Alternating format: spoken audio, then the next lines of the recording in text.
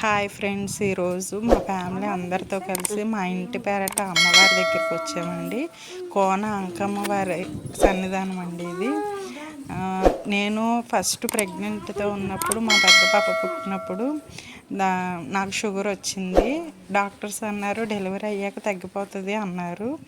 Delivery అయ్యాక కూడా నేను చూపించుకోలేదండి, ఎలాగో తగ్గిపోతుంది కదా అని చెప్పేసి.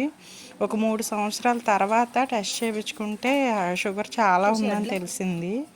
అప్పటి నుంచి మెడిసిన్స్ వాడుతూనే ఉన్నాను.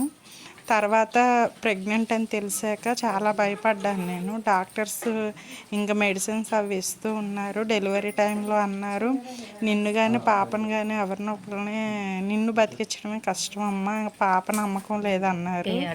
ఇక అసలు ఇంకేం చెప్పాలో కూడా నాకే అర్థం కాలేదు. అసలు చాలా ఇబ్బందులు పడ్డాను ఫ్రెండ్స్. కడుపులో ఉన్నప్పుడు అయితే ఇన్సులిన్లు రోజుకి 6-7 ఇంజక్షన్లు చేసుకోవాల్సి వచ్చింది ఫ్రెండ్స్.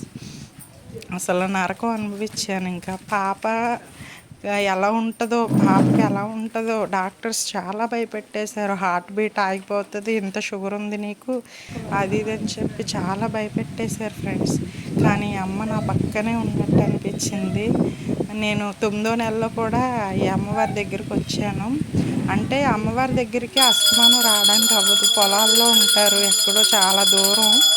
కానీ కొంచెం రిస్క్ అయినా 9వ నెలలో నేను వచ్చాను.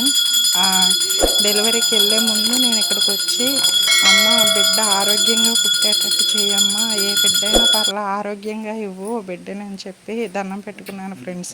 ఆ అమ్మ నా కోరిక తీర్చింది.